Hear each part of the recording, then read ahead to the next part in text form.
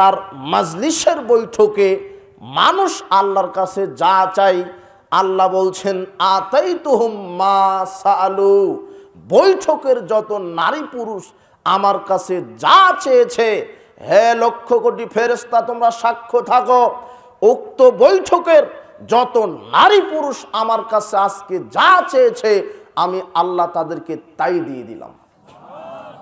তার মানে এখানে কিছু চাইতে হবে, শুধু হা করে মাওলানা সাহেবের বক্তা সাহেবের বক্তব্য শুনতে হয় না। বৈঠকের কিছু দায়িত্ব আছে, আপনার শিষ্টাচার আছে, কিছু আপনার কাজ আছে। শুধু হা করে কান খাড়া করে বক্তব্য শুনবেন এটাই নয়, বক্তব্য তো শুনবেন। এটা এমন একটা মাজলিস যেই মাজলিসে এসে আপনি দাঁড়িয়ে থাকতে পারবেন না, যেখানে এসে বসতে হবে, এরপরে তাসবিহ তাহলিল করতে হবে, নিয়তকে খালেস করতে হবে, মাঝে মাঝে তাসবিহ তাহলিল করবেন, আর আল্লাহর কাছে কিছু চাইবেন। আল্লাহর কাছে যা চাইবেন আল্লাহ তাই দিবেন। তবে আল্লাহর দেওয়াতে দেরি হতে পারে, দুদিন আগে অথবা পরে, জীবন থাকতে অথবা না থাকতে, মরার আগে দিতে পারেন, পরেও দিতে পারেন। তবে যেটা চাইবেন সেটা দিবেন, এ কথা ঠিক। তার মানে এখন আপনাকে কিছু চাইতে হবে। কি চাইবেন? আল্লাহ আমার পাপ ক্ষমা করো, আল্লাহ আমাকে সুস্থতা দান করো, আল্লাহ আমার পিতামাতা অসুস্থ আরোগ্যতা দান করো, আল্লাহ আমার বৈধ হালাল রুজির ব্যবস্থা করো, আল্লাহ আমাকে সুস্থ রাখো, আল্লাহ আমাকে সতীসাধ্যী সুন্দর স্ত্রী, সৎ চরিত্রশীলা স্ত্রী দান করো। কিছু চাইতে হবে এখানে, বুঝেননি মনে হয়? তিনটা জায়গা, আরো অনেক জায়গা আছে, তবে তিনটা হাদিস থেকে প্রমাণ হয় যে তিনটা জায়গায় এমন জায়গা যেখানে যা চাওয়া হয় আল্লাহ তাই দান করেন। তার এখন একটা জায়গা, এখন যা চাইবেন আল্লাহকে বলবেন সেটাই দিবেন। তো দেওয়াতে দেরি হতে পারে, দেওয়াতে কি হতে পারে? দেরি হতে পারে, 10 বছর পরে দিতে পারেন, দিবেন। নাও দিলে ওটা আল্লাহ আপনার পরকালের জন্য রেখে দিবেন। রুজি চেয়েছেন, পরকালে জান্নাতে রুজি, জান্নাত চেয়েছেন তো জান্নাত হলোই। পিতামাতাকে মাফ করে দাও বলেছিলেন, আল্লাহ আজকের চাওয়ার কারণে বিচার মাঠে আপনার পিতামাতার পাপকে ক্ষমা করে দিতে পারে, দিবেই। কারণ আল্লাহ বলছেন আতাইতুহুম, আমি তাদেরকে দিয়ে দিলাম, মা যা চেয়েছে, যা চেয়েছে বৈঠকে আমি আল্লাহ তাদেরকে সবই দিয়ে দিলাম। এটাই হলো বৈঠকের একটা দায়িত্ব, আপনার কিছু চাইতে হবে।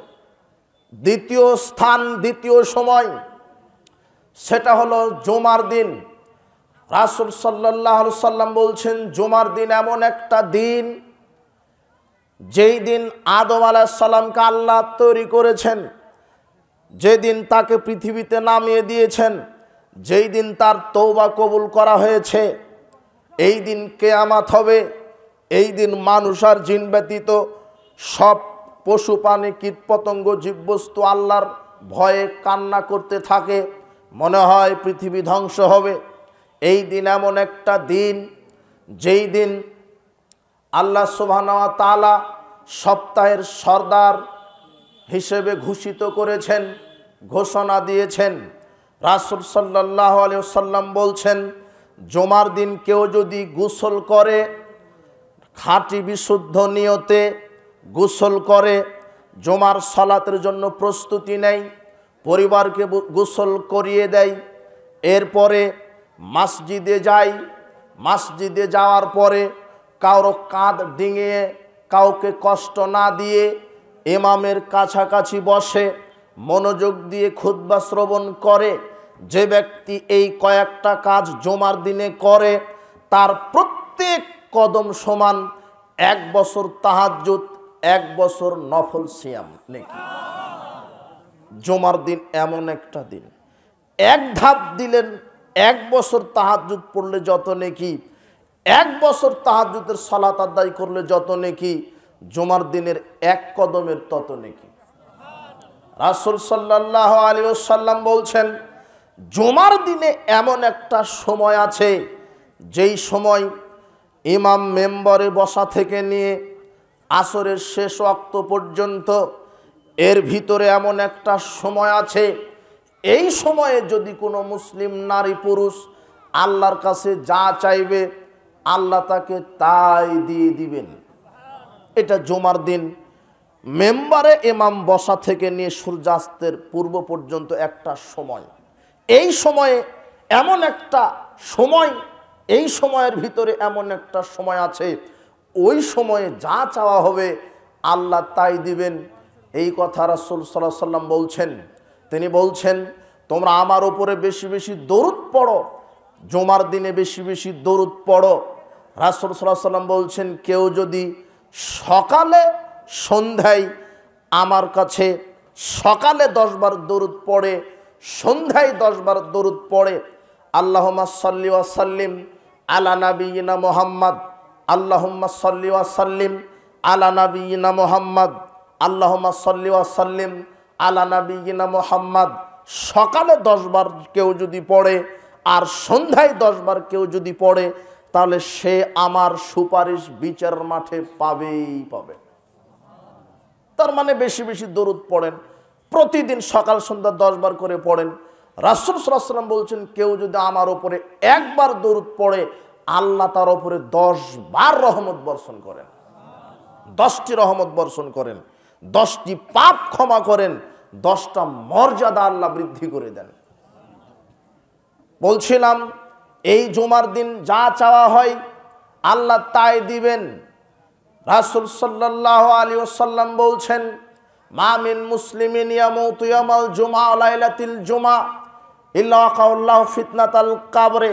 যে কোনো মুসলিম ব্যক্তি যদি জুমার দিনে অথবা রাত্রে মারা যেতে পারে, আল্লাহ সুবহানাহু ওয়া তাআলা তাকে কবরের শাস্তি থেকে বাঁচিয়ে দেন। আপনাকে এটা বোঝাতে চাচ্ছি যে 3টা জায়গা, 3টা সময় আছে, যেই 3টা জায়গায় আল্লাহর কাছে যা চাওয়া হয় তাই দেওয়া হয়।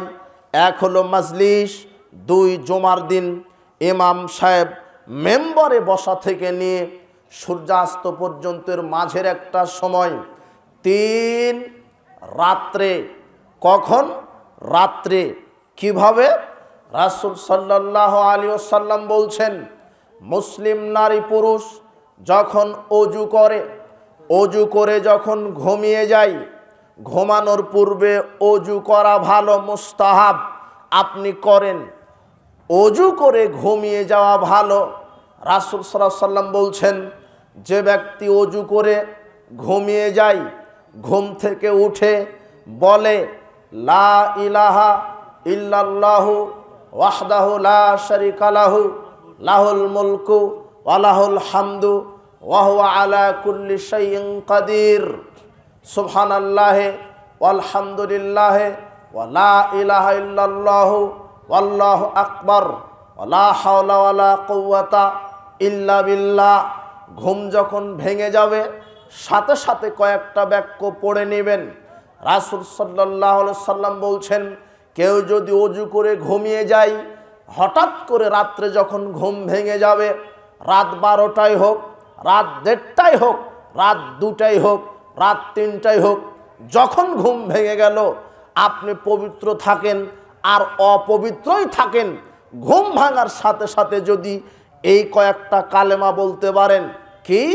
লা ইলাহা ইল্লাল্লাহু ওয়াহদাহু লা শারীকা লাহু লাহুল মুলকু ওয়া লাহুল হামদু ওয়া হুয়া আলা কুল্লি শাইইন কাদির, সুবহানাল্লাহি ওয়ালহামদুলিল্লাহি ওয়া লা ইলাহা ইল্লাল্লাহু ওয়াল্লাহু আকবার লা হাওলা ওয়া লা কুওয়াতা ইল্লা বিল্লাহ।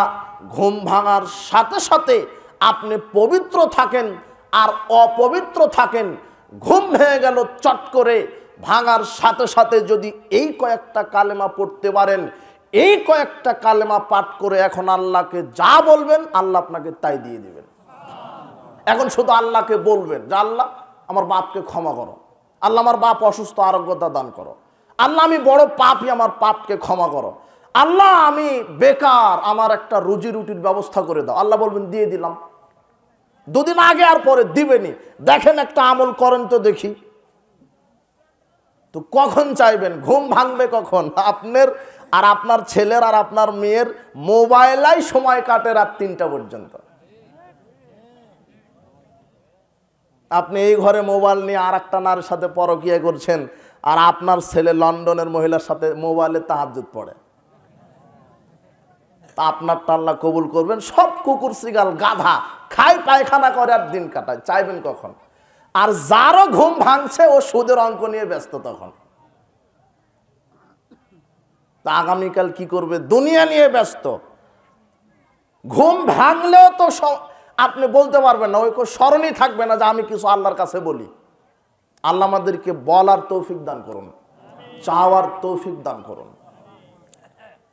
তিনটা আশ্চর্য জায়গা, রাতে যখন ঘুম ভেঙে যাবে সাথে সাথে আল্লাহকে ডাকেন, কিছু বলেন, কিছু চাইতে হবে। অথচ আপনি রাত দিন আল্লাহ থেকে গাফেল, পরকাল থেকে গাফেল। কবর কি জিনিস আপনি মূল্যায়ন করতে চাচ্ছেন না। বিচারের মাঠ কত কঠিন আপনি মূল্যায়ন করতে চাচ্ছেন না। আল্লাহ কাকে বলে, আল্লাহ কি জিনিস এটা আপনি মূল্যায়ন করতে চাচ্ছেন না। বিচারের মাঠ খুব কঠিন জায়গা, কবর খুব কঠিন জায়গা, জাহান্নাম আরো কঠিন ভয়াবহ জায়গা। এগুলো আপনার মূল্যায়ন করেন, আল্লাহকে ডাকেন, আল্লাহর কাছে ক্ষমা চান। আল্লাহর নীতি হলো উল্টা, মানুষের নীতির সাথে আল্লাহর মিল নাই। কেমন করে? যদি আপনি পৃথিবীতে কারো নিকট থেকে কিছু পাওয়ার আশা করেন, তার কাছে যেতে হয়। কথার কথা, আপনার এই মাদ্রাসায় যদি একজন প্রধান অতিথি বলে যে আমি 2 লক্ষ টাকা দান করলাম, অন্তত 2 লক্ষ টাকা উঠাতে গেলে আপনার আরো 50,000 টাকা খরচ করতে হবে। কততে জুতার ফিতা ছিঁড়ে যাবে, ক্ষয় হয়ে যাবে, বারবার যেতে হবে যে কি ব্যাপার এমপি সাহেব বলেছিলেন, তা আজকে বিল পাস হবে না, আবার আসো, তুমি আবার আসো। দুনিয়ার গতি আপনি কারো কাছে চাচ্ছেন, ওর কাছে যেতে হবে। আর আল্লাহর গতি উল্টা, আল্লাহর কাছে আপনি কিছু চাইবেন, আল্লাহ নির্ধারণ করে দিয়েছেন একটা সময়, ওই সময়ে আল্লাহর কাছে আপনার যেতে হবে না, আল্লাহ নিজে আপনাকে দেওয়ার জন্য আপনার কাছে নেমে আসেন। আবু হুরায়রা রাদিয়াল্লাহু আনহু বলছেন, রাসূল সাল্লাল্লাহু আলাইহি ওয়াসাল্লাম বললেন, ইয়ানজিলু রাব্বুনা তাবারাকা ওয়া তাআলা কুল্লা লাইলাতিন ইলা সামায়েদ দুনিয়া হিনা ইয়াবকা সুলুসুল লাইলিল আখির। তোমাদের প্রতিপালক প্রত্যেক রাত্রে সপ্তম আকাশের উপর থেকে প্রথম আসমানে নেমে আসেন। নাদি মুনাদিন, আল্লাহ সুবহানাহু ওয়া তাআলা আহ্বান করেন, মাইয়াদউনি ফাস্তাজিব লাহু, কে আমাকে ডাকে আমি তার ডাকে সাড়া দিব। মায়াস আলুনি ফাউতিয়াহু, কে আমার কাছে কিছু চাই আমি তাকে প্রদান করব। ওমায়াস্তাগফিরুনি, কে আমি তাকে ক্ষমা করে দিব। আল্লাহর নীতি উল্টা, আল্লাহ আপনাকে কিছু দিবেন, আল্লাহ আপনার ডাকে সাড়া দিবেন। তাই আল্লাহ সপ্তম আকাশ থেকে প্রথম আসমানে নেমে আসেন শুধু আপনাকে ক্ষমা করে দেওয়ার জন্য, আপনাকে কিছু দেওয়ার জন্য। তো যখন নেমে আসেন তখন আপনি মোবাইলে আর নারী আর গান বাজনা নিয়ে ব্যস্ত আছেন। বলেন, আপনার চাইতে পশু প্রাণী নিমুখ আর আমার কে আছে পৃথিবীতে? রাত 12টায় নেমে আসে, রাত 1টায় নেমে আসে, ওই সময় তো আপনার ছেলে মেয়ে যৌনাচার গান বাজনা নিয়ে ব্যস্ত, ওই সময় তো আপনি দুনিয়া নিয়ে ব্যস্ত, ওই সময় তো আপনি ঘুমাচ্ছেন, খান, ঘুমান, পায়খানা করেন, দিন কাটান। আল্লাহর জন্য কিছু সময় বাইর করেছেন, আপনাকে ক্ষমা করবেন বলে আল্লাহ নিজে নেমে আসেন, আপনাকে কিছু দিবেন বলে আল্লাহ নিজে নেমে আসেন সপ্তম আকাশের ওপর থেকে প্রথম আসমানে। শুধু আপনার জন্যই আল্লাহ আসেন, আপনাকে কিছু দিবেন বলে। বলছিলাম, আল্লাহ সুবহানাহু ওয়া তাআলা তার বান্দাকে যত না বেশি ভালোবাসেন, কেউ পৃথিবীর অন্য কোনো সত্তা তত বেশি ভালোবাসেন না। আল্লাহ সুবহানাহু ওয়া তাআলা আপনার ডাকে সাড়া দেন। আপনি পাপ করেছেন, আল্লাহর নিকটে তওবা করেন, আল্লাহ আপনার ডাকে সাড়া দিবেন। আল্লাহ সুবহানাহু ওয়া তাআলা বলছেন, ইয়া আইয়ুহাল্লাযিনা আমানু তুবু ইলাল্লাহি তাওবাতান নাসুহা, হে বিশ্বাসীগণ তোমরা আল্লাহর নিকটে তওবা করো, বিশুদ্ধ তওবা, খাঁটি তওবা, বিশুদ্ধ তওবা, খাঁটি তওবা করো। বিশুদ্ধ তওবা কি করে করতে হয়, এখানে আপনাকে একটা কথা বলি। আমি কয়েক মিনিট তওবার ব্যাপারে, আল্লাহর নিকটে তওবা করতে হবে এ বিষয়ে কথা বলতে চাচ্ছি। আপনি একটু মনোযোগ দেন। কুল্লু বানি আদম খাত্তাউন, প্রত্যেক আদমের সন্তান পাপী। খয়রুল খাত্তাইনা তাওয়াবুন, আর উত্তম পাপী হলো যে পাপ করার পরে আল্লাহর নিকটে তওবা করে। তওবা আরবি শব্দ, বাংলা শব্দ কি? ফিরে আসা। তওবার বাংলা হলো ফিরে আসবেন। কোথায় থেকে? পাপ কাজ থেকে, অন্যায় থেকে, গুনাহের কাজ থেকে, পাপের কাছ থেকে ফিরে আসার নাম তওবা। এই তওবা করার শর্ত তিনটি। আল্লাহ সুবহানাহু ওয়া তাআলা বলছেন, পৃথিবীর বিশ্বাসীগণ তোমরা আমার নিকটে তওবা করো, বিশুদ্ধ তওবা। বিশুদ্ধ তওবা কিভাবে করতে হয়? বিশুদ্ধ তওবার জন্য তিনটা শর্ত লাগে। এক, পাপের কথা স্মরণ করবেন নিজে, আর পাপকে স্বীকার করবেন আল্লাহর নিকটে। পাপ স্বীকার করতে হবে। এরপরে ওযু করতে হবে, 2 রাকাত তওবার সালাত আদায় করতে হবে। যখনই পাপের কথা স্মরণ হবে তখনই ওযু করে তওবার 2 রাকাত সালাত আদায় করবেন। রাত 12টা, দুপুর 12টা নেই, সকাল 9টা, রাত 9টা নেই, সকাল দুপুর বিকাল নেই। যখনই আপনার পাপের কথা স্মরণ হলো তখনই ওযু করে 2 রাকাত সালাত আদায় করে আল্লাহর নিকটে পাপ স্বীকার করেন। 2, অনুনয় বিনয় অনুশোচনা করেন, কান্নাকাটি করেন, আল্লাহর নিকটে অনুশোচনা প্রকাশ করেন, কান্নাকাটি করেন, বারবার পাপের কথা স্মরণ করেন। 3 নম্বরে আপনি বলেন, প্রতিপালক আমি যেই পাপ করেছি এই পাপ কাজ থেকে ফিরে আসলাম, আর জীবন থাকা পর্যন্ত, মরা পর্যন্ত এই পাপ করব না। এই 3টা শর্ত যদি আপনি পুরা করতে পারেন, পৃথিবীতে এমন কোনো পাপ নাই যেই পাপ আল্লাহ ক্ষমা করবেন না। পৃথিবীতে এমন কোনো পাপ নাই যেই পাপ আল্লাহ ক্ষমা করবেন না। আল্লাহ আপনাকে ক্ষমা করার জন্যই দিনে হাত প্রশস্ত করেন, রাতেও হাত প্রশস্ত করেন। আবু মুসা আশআরী রাদিয়াল্লাহু আনহু বলছেন, রাসূল সাল্লাল্লাহু আলাইহি ওয়াসাল্লাম বলেছেন, ইন্নাল্লাহ তাআলা ইয়াবসুতু ইয়াদাহু বিল-লাইলি লিয়াতুবা মুসিউন নাহারে ওয়া ইয়াবসুতু ইয়াদাহু বিন-নাহারে লিয়াতুবা মুসিউল লাইলি হাত্তা তাতলু আশ-শামস মিন মাগরিবিহা। রাসূল সাল্লাল্লাহু আলাইহি ওয়াসাল্লাম বলছেন, আল্লাহ রাতে হাত প্রশস্ত করেন, যারা দিনে পাপ করেছে তারা যেন রাতে ক্ষমা চায়। আল্লাহ দিনে ক্ষমার হাত প্রশস্ত করেন, যারা রাতে পাপ করেছে তারা দিনে ক্ষমা চাইবে। তার মানে রাত দিন 24 ঘন্টা আল্লাহ আপনাকে ক্ষমা করার জন্য আল্লাহ নিজেই চাতক পাখির মতো চেয়ে থাকেন। আল্লাহ প্রত্যেক রাত্রে শেষ তৃতীয়াংশে বিশেষ সময়ে নেমে আসেন, এসে বলেন, কে আমাকে ডাকে, আমি তোমার ডাক সাড়া দেওয়ার জন্য এসেছি। আমার কাছে কিছু চাও, আমি তোমাকে দেওয়ার জন্য এসেছি। আমার কাছে তোমার পাপ থেকে বাঁচতে চাও, আমার কাছে তুমি পাপ থেকে ক্ষমা চাও, আমি ক্ষমা করার জন্য এসেছি। তওবা বিশুদ্ধভাবে তওবা করবেন 3টা শর্ত পুরা রেখে। 1, পাপ স্বীকার করবেন। 2, পাপের জন্য 2 রাকাত সালাত আদায় করে অনুশোচনা অনুনয় বিনয় করবেন, কান্নাকাটি করবেন। দরজা জানালা বন্ধ করে রাতের অন্ধকারে হাও মাও করে কান্নাকাটি করে আল্লাহর নিকটে বলবেন, আল্লাহ আমি পাপ করে ফেলেছি। 3 নম্বরে বলবেন, আল্লাহ আমি যেই পাপ করেছি সেখান থেকে ফিরে আসলাম, আমি মরা পর্যন্ত সেই পাপ করব না।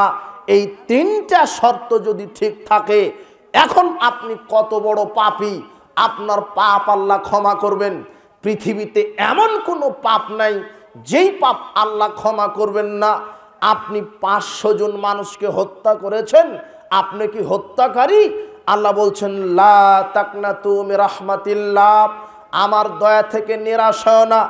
আপনি 100 জন নারীর সাথে জেনা করেছেন, আপনি তো জেনাকারী। আল্লাহ বলছেন আমার দয়া থেকে নিরাশ হয় না।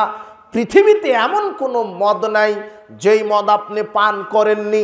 আপনি বড় পাপী, এখন আপনি ভুল বুঝতে পেরেছেন, এখন তওবা করেন। আল্লাহ বলছেন তোমরা নিরাশ হও না। আপনি সুদ ভক্ষণ করেছেন, আপনি মানুষ হত্যা করেছেন, আপনি দুর্নীতি করেছেন, আপনি জেনায় লিপ্ত হয়েছেন, আপনি কত বড় পাপী। আল্লাহর নিকটে পাপ স্বীকার করেন, বেশি বেশি তওবার 2 রাকাত সালাত আদায় করেন, আর বলেন প্রতিপালক আমি জেনায় লিপ্ত হয়েছি শয়তানের প্ররোচনায় পড়ে, এই কথা ঠিক। তবে আমি একটা কথা আজকে বাড়াচ্ছি, আমি আর মরা পর্যন্ত জেনায় লিপ্ত হব না। আল্লাহ সুবহানাহু ওয়া তাআলা আপনার জেনার মদ পানের সব পাপ ক্ষমা করে দিবেন। কত পাপ করেছেন আপনি। যুবক শোনো, তুমি জেনায় লিপ্ত আছো, মুরব্বী আপনি শোনেন, আপনি পরকীয়ায় লিপ্ত আছেন, তওবা করে ফিরে আসেন। যদি জেনা থেকে আপনি তওবা করে ফিরে আসতে পারেন, আল্লাহর এত দয়া। আল্লাহ সুবহানাহু ওয়া তাআলা বলছেন ইল্লা মান তাবা ওয়া আমানা ওয়া আমিলা আমালান সালিহা ফাউলাইকা ইউবাদদিলুল্লাহু সাইয়্যাতিহিম হাসানাত। যারা তওবা করে ফিরে আসে, ঈমানকে নবায়ন করে, এরপরে সৎ কর্ম করতে থাকে, তাদের বিগত যত পাপ ছিল আমি আল্লাহ শুধু ক্ষমাই করি না। হে যুবক, তুমি যদি আজকে মাদকতা থেকে তওবা করে ফিরে আসতে পারো, তুমি যদি আজকে জেনা, গান বাজনা, জুয়া, লটারি, এই হারাম খাবার থেকে তুমি যদি ফিরে আসতে পারো, আজকে যদি তুমি তওবা করো আল্লাহ আমি জেনা করেছি এই কথা ঠিক, আমি আর মরা পর্যন্ত জেনা করব না, আমি কথা দিলাম, ওয়াদা দিলাম, তখন আল্লাহ বলবেন যাও, তোমার জীবনের সব জেনার পাপ আমি ক্ষমা তো করে দিলাম, সব জেনার পাপকে আমি আল্লাহ নেকি করে দিলাম। তুমি মদ পান করেছ, তোমার মদের সব পাপকে আমি নেকি করে দিলাম, শুধু ক্ষমা করে দিলাম না। এমন কোনো পাপ নাই যেই পাপ ক্ষমা হবে না। মুরব্বী, আপনি আল্লাহর সাথে শিরক করেছেন, তবে শিরক করে যদি মারা যান, বিচার মাঠে শিরকের পাপ ক্ষমা হবে না। কিন্তু জীবন থাকতেই যদি শিরক পাপ থেকেও যদি তওবা করেন, আপনার বয়স 80 বছর, আপনি কবর পূজা করেছেন, মাজার পূজা করেছেন, খানকা পূজা করেছেন, ওরসে আপনি মানত করেছেন, গরু খাসি, আল্লাহ ছাড়া পীরের নামে আপনি কুরবানি করেছেন, পীরকে আপনি পীরের মুরিদ হয়ে জান্নাতের আশা করেছিলেন, পীরকে সুপারিশের মালিক মনে করেন, অথচ সুপারিশের ক্ষমতা আল্লাহর অধীনে, অথচ সন্তান দিতে পারে আল্লাহ, রেজেক দাতা আল্লাহ, আরোগ্যদাতা আল্লাহ, কল্যাণ অকল্যাণের মালিক আল্লাহ, সার্বভৌম ক্ষমতার মালিক আল্লাহ। এই তাওহীদের উপর আপনাকে টিকে থাকতে হতো, কিন্তু আপনি আল্লাহর সাথে অন্যকে শরীক করেছেন, কবরে সেজদা করেছেন, মাজারে সেজদা করেছেন, আল্লাহ ছাড়া অন্যের নামে পশু প্রাণী জবহ করেছেন, আপনি পীরের মুরিদ হয়ে পীরকে সেজদা করেছেন, পীরের উসিলায় জান্নাত পাওয়ার ধান্দায় নেমেছিলেন। এখন আপনার বয়স 80 বছর, আপনি ভুল বুঝতে পেরেছেন। এখন আল্লাহকে বলেন প্রতিপালক আমি শিরকের পাপ থেকে ফিরে আসলাম, আর আমি জীবনে শিরক করব না, আল্লাহ তুমি আমাকে ক্ষমা করো। আল্লাহ তখন শুধু 80 বছরের শিরকের পাপ ক্ষমাই করবেন না, আল্লাহ আপনার 80 বছরের যত শিরকের পাপ ছিল সব পাপকে আল্লাহ নেকি করে দিবেন। অনেক দয়া। আপনি ফিরে আসেন, কি পাপ করেছেন? তবে পাপ হলো 2 ধরনের, একটা হলো আল্লাহর সাথে জড়িত পাপ, একটা মানুষের সাথে জড়িত পাপ। আল্লাহর সাথে জড়িত পাপ কি? আপনি সালাত আদায় করেননি। হে যুবক, তোমার বয়স 20 বছর, 25 বছর, 40 বছর, মুরব্বী আপনার বয়স 60 বছর, আপনি 5 ওয়াক্ত সালাত আদায় করেননি। এই 5 ওয়াক্ত সালাত আদায় না করার কারণে আপনি বড় কাবিরা গুনাহগার। সালাত আদায় না করা আল্লাহর সাথে জড়িত পাপ। মানুষ হত্যা করেছেন, আল্লাহর সাথে জড়িত পাপ। আপনি মদ পান করেছেন, আল্লাহর সাথে জড়িত পাপ। আপনি জেনা করেছেন, আল্লাহর সাথে জড়িত পাপ। আপনি মদ পান করেছেন, আল্লাহর সাথে জড়িত পাপ।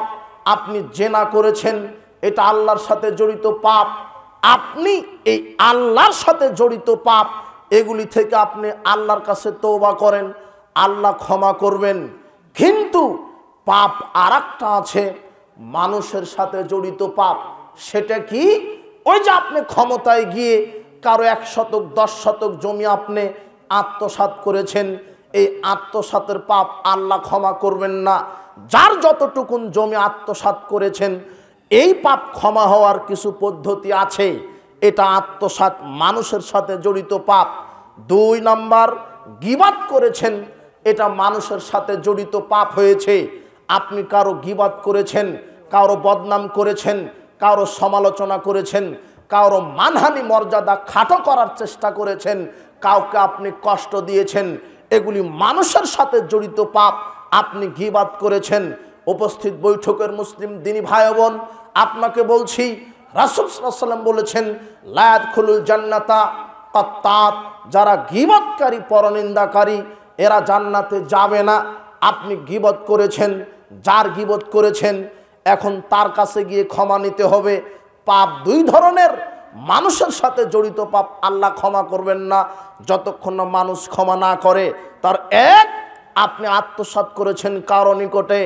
আপনি এমপি, মন্ত্রী, মেম্বার, চেয়ারম্যান, হেড মাওলানা, প্রিন্সিপাল, আপনি সুপার, আপনি মসজিদ কমিটির ক্যাশিয়ার, আপনি যদি দুর্নীতি করে থাকেন, 1 টাকা দুর্নীতি করে থাকেন, ওটা মসজিদে ফেরত দিতে হবে। আপনি নেতৃত্ব দিতে গিয়ে জনগণের যদি 100 কোটি টাকা দুর্নীতি করে থাকেন, এই পাপ আল্লাহ ক্ষমা করবেন না। বিচার মাঠে ওমাই ইয়াগলুল ইয়াতি বিমা গাল্লা ইয়াউমাল কিয়ামা, যে যা আত্মসাৎ করেছে বিচার মাঠে সেটা কাঁধে বহন করবে। এখন এই আত্মসাতের পাপ থেকে বাঁচার উপায় কি? মেম্বার, চেয়ারম্যান, এমপি, মন্ত্রী, যে যেখানে দুর্নীতি করেছেন, আপনার বাঁচার উপায় কি? আপনি রাষ্ট্রীয় কোষাগার থেকে যদি 10 টন চাউল আত্মসাৎ করেন, এই 10 টন চাউল সরকারকে ফেরত দিতে হবে। অথবা জনগণের যেই হক 10 টন চাউল, এই 10 টন চাউল জনগণকে ফেরত দিতে হবে। ফেরত দেওয়ার পরে এইবারে আল্লাহকে বলবেন, আপনি আপনার চাচার, প্রতিবেশীর, ফুপা ফুপুর, প্রতিবেশীর কারো জমি অন্যায়ভাবে 10 শতক আত্মসাৎ করেছেন। এই 10 শতক যার আত্মসাৎ করেছেন তাকে ফেরত দিতে হবে। তাকে ফেরত দিবেন, জনগণের মাল জনগণকে দিয়ে দিবেন। এরপরে আল্লাহর কাছে বলবেন, আল্লাহ, আমি ভিক্ষা করে খেতে রাজি আছি, 10 পয়সা আত্মসাৎ করব না আর কোনোদিন। আমি তওবা করছি, আমি ওয়াদা করছি, আমি আর জনগণের 1 টাকা চুরি করব না, 1 টাকা দুর্নীতি করব না, অর্ধহাত জমি আত্মসাৎ করব না। আমি আজকে তওবা করছি, আল্লাহ তুমি আমার পাপ ক্ষমা করো।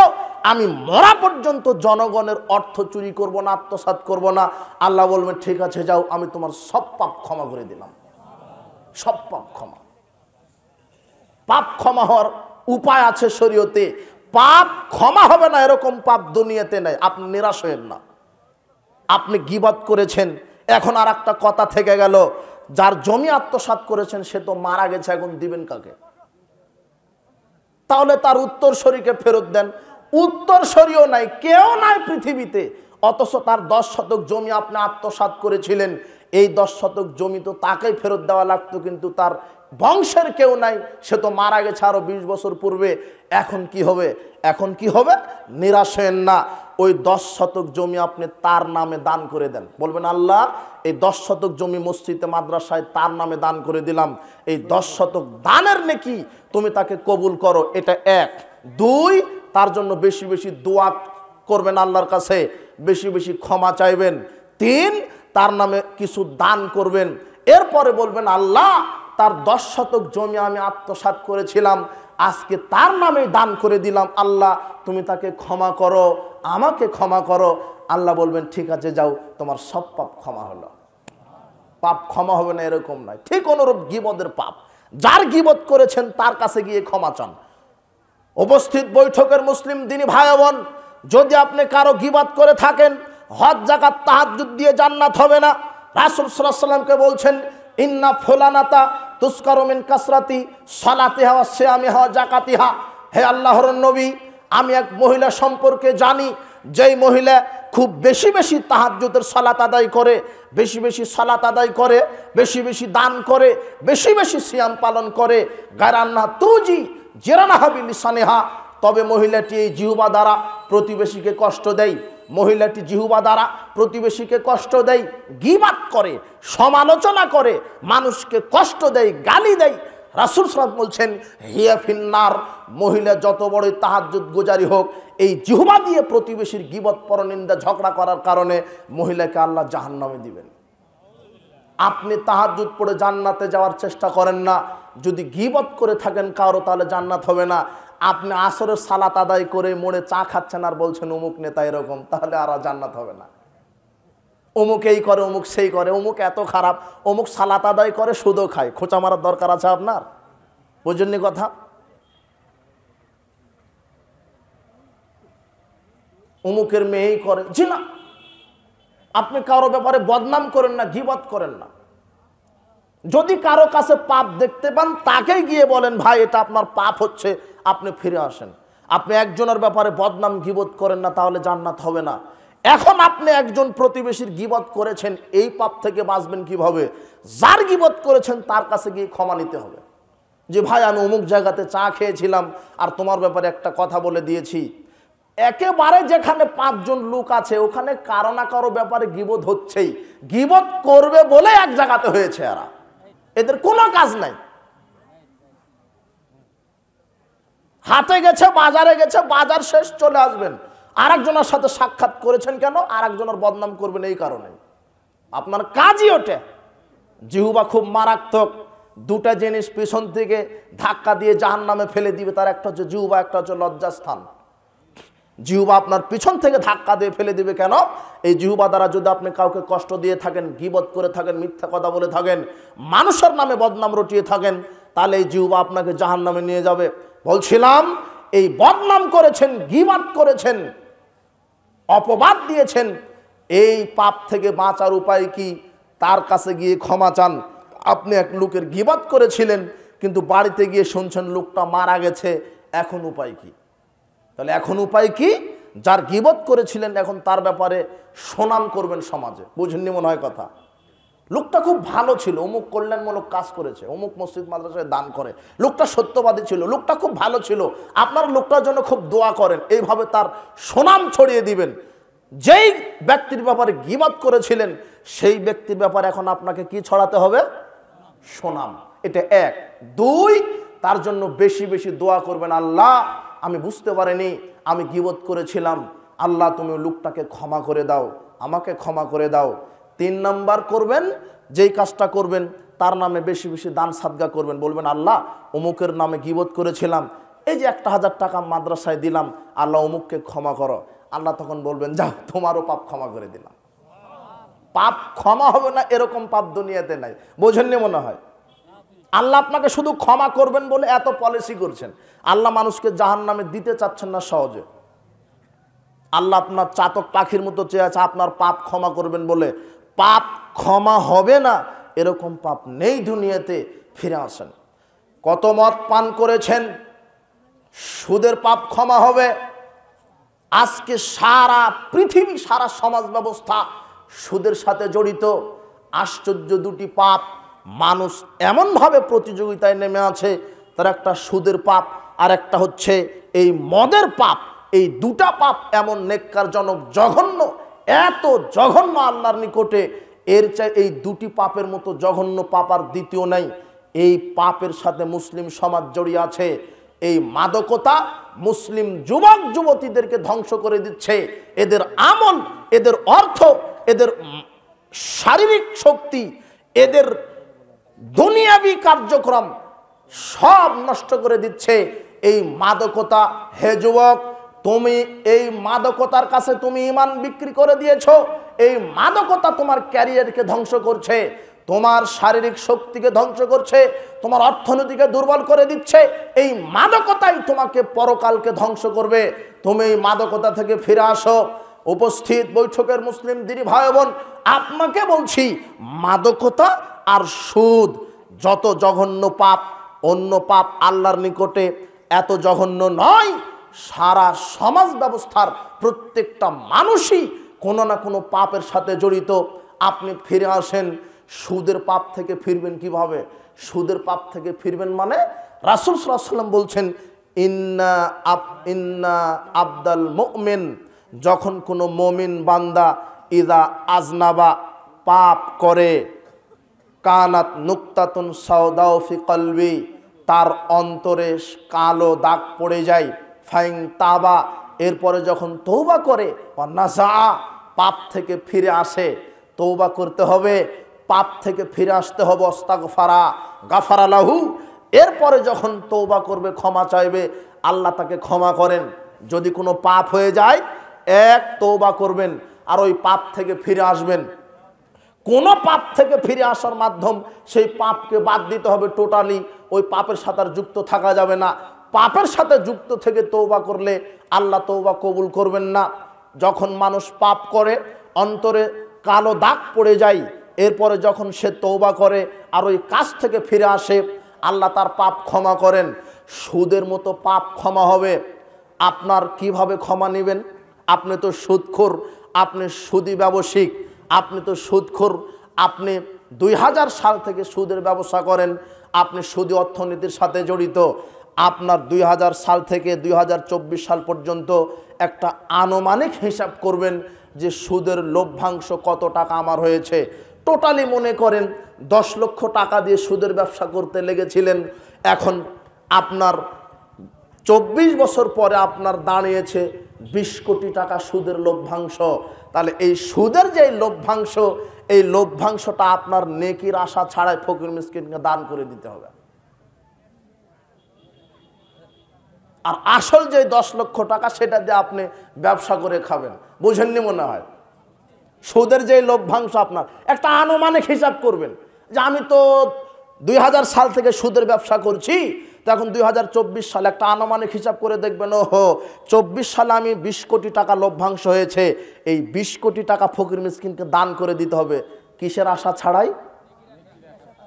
দান করার পরে এবার আল্লাহর কাছে হাত তুলে বলবেন, আল্লাহ আমি তওবা করছি যে দেখো আমার, আমি জীবনে সুদ খাবো না। আল্লাহ বলবেন, যাও তোমার 20 বছরের সব সুদের পাপ ক্ষমা হয়ে গেল। ক্ষমা হবে না এরকম নাই। পৃথিবীতে এমন কোনো পাপ নাই যে ক্ষমা হবে না। তবে আপনাকে বলছি, দুটা পাপ এত মারাত্মক, অথচ এই দুটা পাপ মানুষ করছে, একেবারে গতিশীল অবস্থায় করছে। একটা হলো মাদকতা, একটা হলো সুদের পাপ। এই দুটা পাপ আল্লাহর নিকটে এত ঘৃণিত, অন্য কোনো পাপ এত ঘৃণিত নয়। আল্লাহ সুবহানাহু ওয়া তাআলা বলছেন, ইয়ামহাকুল্লাহুর রিবা ওয়া ইরবিস সাদাকাত, আমি সুদকে সংকুচিত করেছি। সুদ ধ্বংস হবেই, একদিন না একদিন সুদী অর্থনীতি ধ্বংস হবেই। আর আমি দান সাদগাকে বর্ধিত করেছি। শোনো, আল্লাহ সুবহানাহু ওয়া তাআলা বলছেন, ইয়া আইয়ুহাল্লাযিনা আমানু, হে বিশ্বাসীগণ, লা তাকুলুর রিবা আদআফাম মুদআফাতান, তোমরা চক্রবৃদ্ধি হারে সুদ ভক্ষণ করো না।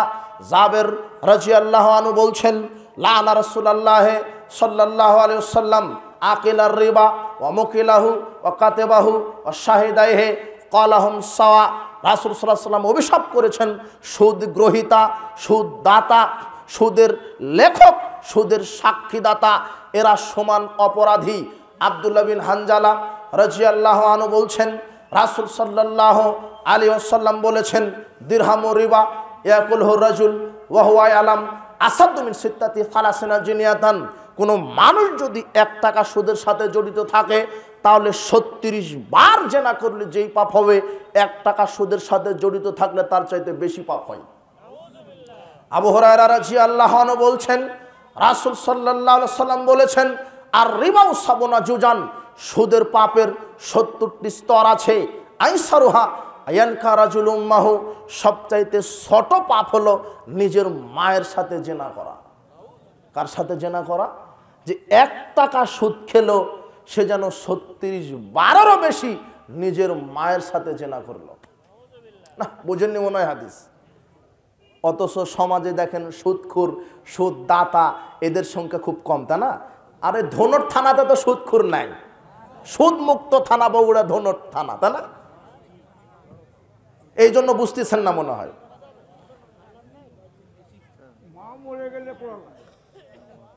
বুঝেননি? সুদের পাপ মারাত্মক পাপ। যে ব্যক্তি সুদী অর্থনীতির সাথে জড়িত আছে, সে মায়ের সাথে জেনা করছে, মায়ের সাথে জেনার মতো পাপ করছে। জঘন্য দুটি পাপ, এত জঘন্য পাপ পৃথিবীতে আর নাই। দুটি জঘন্য পাপ, এত জঘন্য পাপ। একটা হলো সুদের পাপ, আর একটা হলো মাদক সেবনের পাপ। আপনি কি জানেন মাদক সেবনের পাপ সুদী অর্থনীতির চাইতে, সুদের পাপের চাইতে বেশি খারাপ। জেনার দিক দিয়ে মাদক কি? আল্লাহ বলছেন ইন্নামাল খামরু, হে বিশ্বাসীগণ আমি মদ হারাম করে দিলাম। হে বিশ্বাসীগণ আমি মদ হারাম করে দিলাম। মদ কাকে বলে, মাদক কাকে বলে? কোরআন হাদিসে নির্দিষ্ট কোনো বস্তুর নাম আল্লাহ নেননি যে এইটা মদ। আল্লাহ শুধু বলেছেন মদ হারাম।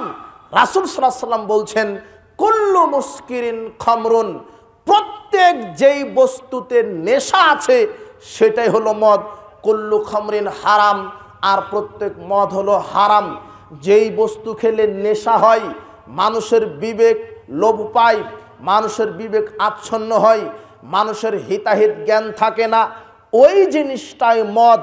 যেই জিনিসটা খেলে মানুষের নেশা হয় সেই জিনিসটাই মদ। কতটুকুন খেলে? আপনি বলবেন আমি তো অল্প কিছু খাই। রাসূল সাল্লাল্লাহু আলাইহি ওয়াসাল্লাম বলেছেন যেই জিনিসটা খেলে মানুষের বিবেক পাগলামি করে, মানুষের বিবেক আচ্ছন্ন হয়, মানুষের হিতাহিত জ্ঞান থাকে না, সেটা মদ।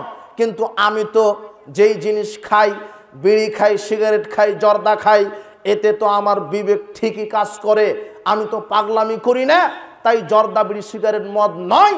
জি না, রাসূল সাল্লাল্লাহু আলাইহি ওয়াসাল্লাম বলছেন মাসকারা কাসিরুহু ফাকালিলহু হারাম। যেই জিনিসটা বেশি খেলে বিবেকের ক্ষতি হয় তার অল্প খাওয়াটাও হারাম। শোনেন, রাসূল সাল্লাল্লাহু আলাইহি ওয়াসাল্লাম বলছেন যেই জিনিসটা বেশি খেলে বিবেকের ক্ষতি হয়, শোনেন, যেই জিনিসটা বেশি খেলে মানুষের বিবেক নেশা সৃষ্টি করে সেই জিনিসের অল্প খাওয়াটা হারাম। আপনি জর্দা খান পানের সাথে 1 গ্রাম 2 গ্রাম, কিন্তু আপনি যে জর্দা খাচ্ছেন, যে জর্দা খাচ্ছে ওকেই যদি একসাথে 200 গ্রাম জর্দা খাইয়ে দেওয়া হয়, ওর আর হিতাহিত জ্ঞান থাকবে না। তার মানে জর্দা বেশি খেলে বিবেকের ক্ষতি যদি হয়, জর্দার একটা দানা খাওয়াটা কি হারাম। উপস্থিত বৈঠকের মুসলিম দিনী ভাই বোন, তামাক পাতা থেকে তৈরি হয়। বিড়ির মশলা, সিগারেটের মশলা তামাক পাতা থেকেই তৈরি হয়। এগুলি অরুচিকর খাবার। আল্লাহ সুবহানাহু ওয়া তাআলা কোরআন মাজিদে বলছেন মদ হারাম। রাসূল সাল্লাল্লাহু আলাইহি ওয়াসাল্লাম মদের ব্যাপারে পরিষ্কার করে দিয়েছেন মদ কোনো নির্ধারিত বস্তুর নাম নয়। যেই জিনিসের ভিতরে নেশা আছে সেটাই অল্প পরিমাণ খেলেই সেটাই মদ। যেটা বেশি খেলে বিবেকের ক্ষতি হয় তার অল্প খাওয়াটা মদ। তার মানে আপনি জর্দা খাচ্ছেন, জর্দা 150-200 গ্রাম খেলে বিবেকের ক্ষতি হয়, জর্দার দানা হারাম। বিড়ি সিগারেট হারাম, ইয়াবা, ফেন্সিডিল, হেরোইন, তারি, গাঁজা, আফিম যা খাচ্ছেন, রাসায়নিক প্রাকৃতিক যত মদ আছে, যার ভিতরে নেশা আছে, সেটাই হলো মদ। আশ্চর্য, পৃথিবীতে 2টা পাপ, যেই 2টা পাপ সবচাইতে বেশি ঘৃণিত, তার একটা হলো সুদের পাপ, আর একটা হলো মদ পান করার পাপ। আপনাকে বলছি 1 টাকা সুদ খেলে মায়ের সাথে 36 বার জেনা করলে যেই পাপ হয় তার চাইতে বেশি পাপ হয়। কিন্তু রাসূল সাল্লাল্লাহু আলাইহি ওয়াসাল্লাম মদ পানের ব্যাপারে বলছেন আল খামরু উম্মুল ফাওয়াহিশ, মদ পান করা প্রত্যেক অশ্লীল কাজের মা। মদ পান করা প্রত্যেক অশ্লীল কাজের মা। আকবারুল কাবায়ের, কাবিরা গুনাহগারের মধ্যে একটি বড় কাবিরা গুনাহ মদ পান করা। বিড়ি সিগারেট, জর্দা, ইয়াবা, গোল, ফেন্সিডিল ভক্ষণ করা, এটা কাবিরা গুনাহ। মান সারেবাহা। উপস্থিত বৈঠকের মুসলিম দিনী ভাই বোন, আপনি কান খাড়া করে শোনেন, দেখেন হাদিসটা বুঝতে পারেন কিনা। রাসূল সাল্লাল্লাহু আলাইহি ওয়াসাল্লাম বলছেন মান সারেবাহা, যে ব্যক্তি মদ পান করলো, ওয়াকা আলা উম্মিহি ওয়া খালাতিহি ওয়া আম্মাতিহি, সে যেন তার মা, খালা, ফুপুর সাথে জেনা করলো। না, এখনো বুঝতে পারেননি মনে হয়। বুঝবেন কি করে? সিগারেট তো নিয়ে এখানে বসে আছেন। আপনি ধরাতে পারছেন না, এখান থেকে উঠতে পারছেন না, উঠলে আপনি গাঁজাতে টান দিবেন। আপনাকে তো আমার ভালো করে চেনা আছে। আপনি ঈদের সালাতের ওখানে ধৈর্য ধারণ করতে পারেন না, সালাত সালাম ফিরানো দেরি, মাঠের কোনাতে গিয়ে গাঁজা ধরাতে দেরি নেই। এই যুবক শোনো, তোমার বাপের এক হাতে ছুরি আছে আর এক হাতে সিগারেট আছে, গরু জব করতে পারছে না কেন? গাঁজা এখনো শেষ হয়নি তাই। বিড়িটা ফেলে দিয়ে গরু জব করছে, বুঝনি তুমি? আর তুমি এখানে বসে আছো সিগারেট পকেটে নিয়ে, তোমার বাপের ওই কোমরে আছে বিড়ি, আর তোমার দাদার ওই যে পকেটে আছে ডিব্বার ভিতরে জর্দা অথবা গুল। আর তোমার মসজিদের হুজুর তো মারে আর বলে যে মাকরু। তোমার মসজিদের হুজুর জর্দা খায় আর কি বলে? মাকরু। অথচ তোমাকে আমি কি দিয়ে তোমাকে লজ্জা দিব? তুমি যে সিগারেট খাও, আর আপনি সকালে তদন্ত করবেন এই ধনট থানার ভিতরে যার যত বড় ডিগ্রি সে তত বেশি গাঁজাখোর। ও বলছে যে আমি ঢাকা বিশ্ববিদ্যালয় থেকে ইংরেজিতে মাস্টার্স করে এসেছি বিড়ি খাওয়ার জন্য, আমি খাবো সুইস ব্যঞ্জন। বুঝনি তুমি? ওর যার যত ডিগ্রি বেশি তার গাঁজার পাওয়ার তত কি বেশি, ওর প্যান্ট টাকনুর নিচে তত বেশি, দাড়ি চাঁচাও তেমন। যারও দুইজন আছে, এখন তা আপনার বিরুদ্ধে যাচ্ছে, আপনি যে হাসছেন, যারও দুইটা আছে দেখবেন যে জুতার ব্রাশের মতো হয়ে আছে। লজ্জা লাগে না? শিক্ষিত দাবি করেন, সিগারেট খান। এই যুবক শোনো, তুমি খাও সিগারেট, তোমার বাপ খায় বিড়ি, তোমার দাদা খায় জর্দা, তোমার মসজিদের হুজুর খায় জর্দা। তোমরা এমন খাবার খাও তোমাদের রুচি নাই, তোমরা এমন খাবার খাও তোমাদের রুচি বলে কোনো জিনিস নাই। তোমরা বাপ বেটা রাস্তাতে দাঁড়াও, তুমি সিগারেট ফেলে দাও রাস্তায়, তোমার বাপ দিবে বিড়ি আর তোমার মসজিদের হুজুর জর্দা ফেলে দিবে। দেখো কুকুর পাশ দিয়ে যাবে, কুকুর জর্দা বিড়ি মুখে দিবে না, সেটা তোমরা খাও। তোমরা কুকুর সিগারেট চাইতে খারাপ, এটা অরুচিকর খাবার। গরু ছাগলের হুঁশ আছে, কি আছে? গরুর কি আছে? হুঁশ। আপনারা গরু প্রতিপালন করেন কি? আমরা ছোটবেলাতে মাঠে গরু নিয়ে যেতাম, বকরি নিয়ে যেতাম। যখন ওই গরু মাঠে নিয়ে যেতাম, গরু ভালোই ঘাস খায়, খেতে খেতে খেতে খেতে এমন একটা ঘাস তার মুখের উপরে পড়ে আর মুখ দেয় না। অথচ ওই ঘাসটা কিন্তু উর্বর বেশি। কি বেশি? উর্বর বেশি হয়ে আছে, হিসাবে তো ওটাই খাওয়া লাগতো নাকি? কিন্তু খাচ্ছে না কেন? হ্যাঁ, ওর তলে কি আছে? ওই জন্যই তো উর্বরতা নাকি? এই যে দেখেন গোবর আছে, মানে গরুর হুঁশ ফিরে এসেছে না, এটা হলো খবিস, অপবিত্র, এটা খাওয়া যাবে না। ওই যে নীলফামারী, কুড়িগ্রাম, নীলফামারী, রংপুর, কুষ্টিয়া, একর একর জমিতে তামাক চাষ হয়। কি চাষ হয়? তামাক। তা আমি একদিন কুষ্টিয়াতে গেলাম, গিয়ে বলছি যে এই যে ওই তামাক চাষ করছেন, তো এটা কি কত করে মন বিক্রি করেন আপনারা? তো বলছে এটা 8,000 টাকা মন আমরা বিক্রি করি। তো দামি ফসল তো। তা আমরা রাজশাহীতে ধান চাষ করি, পটল চাষ করি, বেগুন চাষ করি। পটল বেগুন যখন আমরা চাষ করি তখন বেড়া দিই, বেড়া বোঝেন কি না? ঘেরাও দিই, চটছালা দিয়ে বা ওই বাঁশ দিয়ে। কি দিই আমরা? কেন দেন? বকরি গরু যাতে কি না খায়। তো আপনার এত দামি ফসল তামাক চাষ করছেন, তো বেড়া দেন না কেন? পরিচর্যা নাই কেন?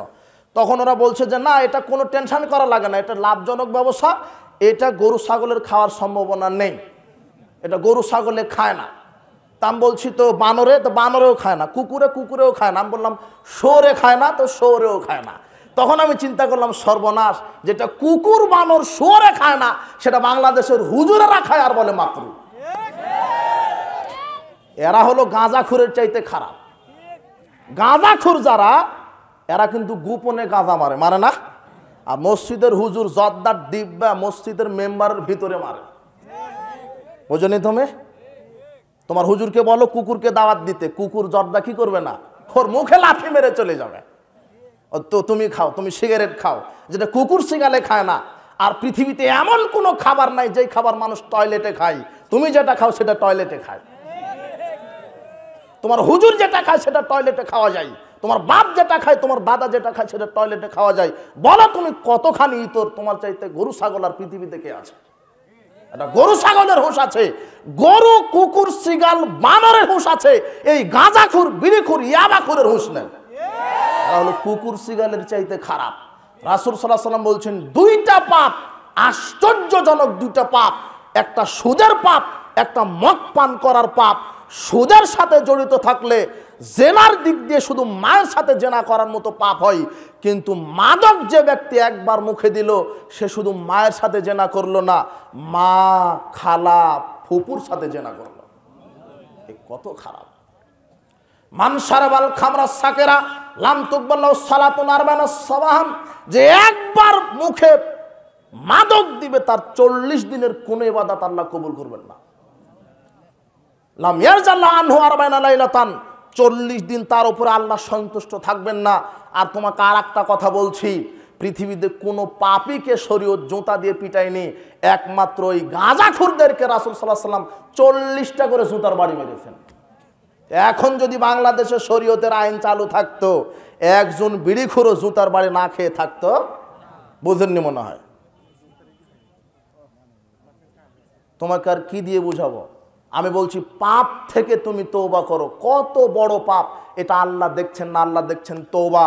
তুমি ফিরে আসো। আল্লাহ, পৃথিবীতে এমন কোনো মদ নাই যেটা আমি পান করিনি, তবে আজকে কথা দিচ্ছি আমি স্বীকার করছি পাপ, আমি আর মরা পর্যন্ত মদ মুখে দিব না। আল্লাহ আপনার এই মদ পান করার মতো পাপও ক্ষমা করে দিবেন, সুদের মতো পাপ ক্ষমা করে দিবেন। আপনার বয়স 40 বছর সালাত আদায় করেননি, আপনি এখন তওবা করে সালাত আদায় করেন, বিগত সব পাপ আল্লাহ ক্ষমা করবেন। বক্তব্যের সাথে আপনি মুনাফিকি করবেন না। হারামখোর এরা এত খারাপ, এই বিড়িখোর, সিগারেটখোর, ইয়াবাখোর, এই দুর্নীতিবাজ, সুদখোর, ঘুষখোর এরা এত খারাপ, শরীয়ত এদের জন্য দোয়া করাটাও নাজায়েজ বলেছেন। হারামখোরের জন্য দোয়া করাটাও হারাম। বিড়িখোরকে বলতে পারবো না আল্লাহ ও অসুস্থ, আরোগ্যতা দান করো, তার জন্য দোয়া করা যাবে না। এরা সুদখোরও বিপদে পড়েছে, বলা যাবে না আল্লাহকে বিপদ মুক্ত করো। গাঁজাখোর বলা যাবে না আল্লাহ তার পাপ ক্ষমা করার জন্য দোয়া করাই হারাম। সহিহ মুসলিম খুলেন 423 নম্বর হাদিস। আব্দুল্লাহ বিন ওমর রাদিয়াল্লাহু আনহু ইবনে আমেরকে দেখতে গেছেন। ইবনে আমের তিনি অসুস্থ, তার পাশে যাওয়ার সাথে সাথে ইবনে আমের বলছেন, আব্দুল্লাহ বিন ওমর, আলা তাদুল্লাহ আলী, তুমি আমার জন্য একটু আল্লাহর কাছে দোয়া করো। কি করো? দোয়া করো। তখন আব্দুল্লাহ বিন ওমর জবাব দিচ্ছেন, আরে কুনতা আলাল বাসরা, আপনি তো বাসরার এমপি ছিলেন, আপনি তো গভর্নর ছিলেন, আপনি তো বসরার বড় নেতা ছিলেন, আর নেতাগিরি করতে গিয়ে আপনি হাজার হাজার কোটি টাকা দুর্নীতি করেছেন। আপনি তো হারামখোর, আপনি তো দুর্নীতিবাজ ছিলেন, আপনার জন্য দোয়া করা চলবে না। দলিল পেলেন না? বুঝেননি মনে হয়। হারামখোরের জন্য দোয়া করা কি হারাম। তবে একটা দোয়া করতে পারেন, আল্লাহ তাকে হেদায়েত দান করো। বুঝেননি কথা? কিন্তু বিপদে পড়েছে, বলতে পারবেন না বিপদ থেকে মুক্তি দান করো। এত খারাপ। হারামখোরের জন্য দোয়া করাটা কি হারাম। দুর্নীতিবাজ, বাংলাদেশে দুর্নীতিবাজ নাই, তাই না? আছে কত। এক একটা দুর্নীতির লিডারশিপ নিয়ে বসে আছে নেতৃত্বের জায়গায়।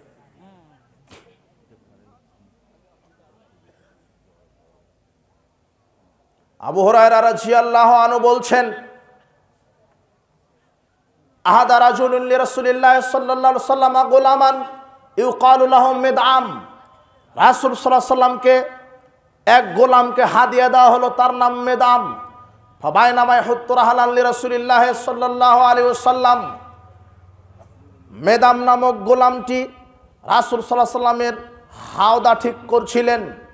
ইদ আসাবাহু সামুন আয়রন, হঠাৎ করে একটা তীর এসে মেদামকে লেগে গেল। ফাকাতালাহু, মেদাম নামক লোকটি মারা গেলেন। ফাকালান নাস হানিয়াল্লাহুল জান্নাহ, লোকেরা বললেন লোকটি জান্নাতবাসী হয়ে গেল। রাসূল সাল্লাল্লাহু আলাইহি ওয়াসাল্লাম বললেন, কাল্লা, কখনো নয়। ওয়াল্লাযী নাফসি বিয়াদিহি, সেই সত্তার কসম করে বলছি যেই সত্তার হাতে আমার আত্মা রয়েছে, ইন্না খাযাহা ইয়াওমা খায়বারা মিনাল মাগানিম লাম তুসবিহাল মাকাসিম, এই মেদাম নামক আমার এই খাদেম খয়বারের যুদ্ধের দিন রাষ্ট্রীয় কোষাগার থেকে একটা চাদর আত্মসাৎ করেছিল, চাদর চুরি করেছিল। এটা জনগণের সম্পদ। রাষ্ট্রীয় কোষাগার থেকে একটা চাদর আত্মসাৎ করেছিল। লা তাশতাইলু আলাইহি নারান, একটা চাদর আত্মসাৎ করার কারণে, একটা চাদর আত্মসাৎ করার কারণে আগুন দ্বারা তাকে উত্তপ্ত করা হচ্ছে। ফালাম্মা সামিয়া যালিকান নাস, যখন এই কথা লোকেরা শ্রবণ করলেন, তখন লোকেরা যখন শ্রবণ করলেন, যা রাজুলুন ইলান নবী সাল্লাল্লাহু আলাইহি ওয়াসাল্লাম শিরাকানা ও শিরাকায়নে, এক ব্যক্তি একটা চাদর, একটা ফিতা অথবা দুইটি ফিতা রাসূল সাল্লাল্লাহু আলাইহি ওয়াসাল্লামের নিকটে এনে বলছেন, আল্লাহর নবী, আমি এই একটা এই ফিতা আত্মসাৎ করেছি, এই ফিতা আত্মসাৎ করার কারণে কি জাহান্নামে যাওয়া লাগবে? রাসূল সাল্লাল্লাহু বলছেন, শিরাকুম মিন্নার আও শিরাকানে মিন্নার, একটা সুতা আত্মসাৎ করো আর দুইটা সুতা আত্মসাৎ করো, যদি তোমার আত্মসাৎ করা থাকে জনগণের সম্পদ, তোমাকে জাহান্নামে যেতেই হবে। আত্মসাতের পরিমাণ কয়টা সুতা? না বুঝেননি মনে হয়, একটা সুতা আত্মসাৎ করেছে। এটা রাষ্ট্রীয় কোষাগার থেকে আনা রাষ্ট্রীয় সম্পদ, 10-এর সম্পদ। এই 10-এর সম্পদ থেকে যদি কেউ একটা গম, একটা টাকা যদি চুরি করে আত্মসাৎ করে, এই হাদিস প্রমাণ করে তার জন্য পরিণাম কি? জাহান্নাম। তাহলে আপনার মসজিদ কমিটির ক্যাশিয়ারের কি হবে? হেড মাওলানার কি হবে? প্রিন্সিপালের কি হবে? নিয়োগ বাণিজ্য করতে গিয়ে যে 10 লক্ষ টাকা হুজুর মেরে দিল, তার কি হবে? বুঝেননি কথা? হাফেজ সাহেবের কি হবে? প্রতিষ্ঠান চালাতে গিয়ে 10-এর পয়সা মেরে দিল।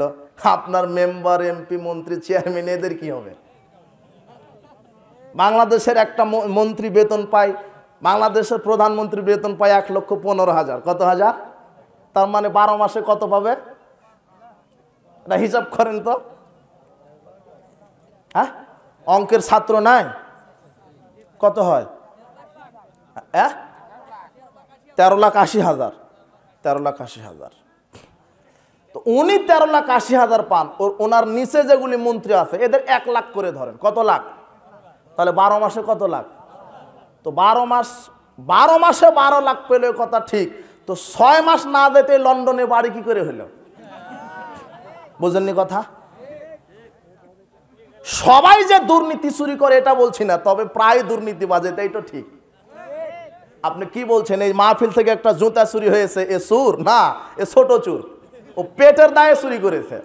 আপনার এই মসজিদ থেকে টিউবওয়েলটা চুরি হয়েছে, ও পেটের দায়ে চুরি করেছে।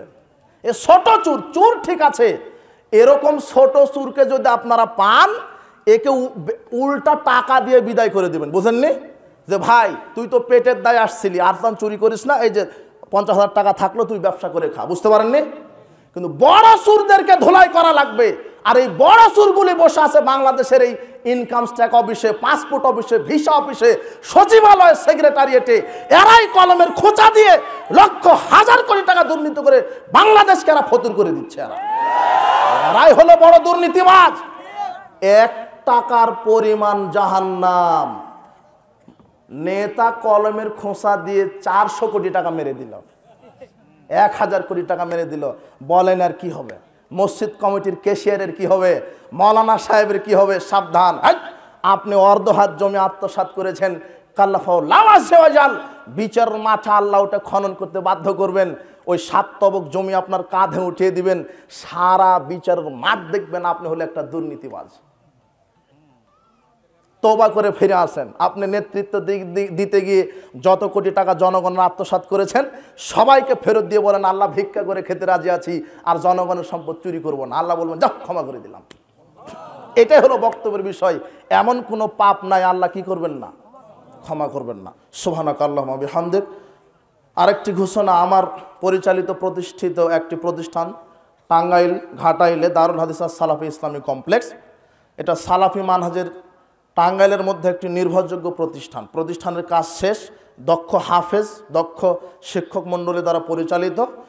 এখানে হেফজ বিভাগ আছে, নাজারা বিভাগ আছে, 1 থেকে ক্লাস 8 পর্যন্ত পড়াশোনার ব্যবস্থা আছে, একেবারে সালাফি মানহাজ সিলেবাসভুক্ত। আপনারা দোয়া করবেন আল্লাহ সুবহানাহু ওয়া তাআলা আমার প্রতিষ্ঠানটা যেন কবুল করে, সার্বিকভাবে সহযোগিতা করবেন। আল্লাহর কাছে দোয়া করবেন বাংলাদেশের প্রত্যেকটা জেলাতে যেন সালাফি মানহাজভুক্ত একটা করে বিশ্ববিদ্যালয় আল্লাহ প্রতিষ্ঠা করে দেন। সুবহানাকাল্লাহ।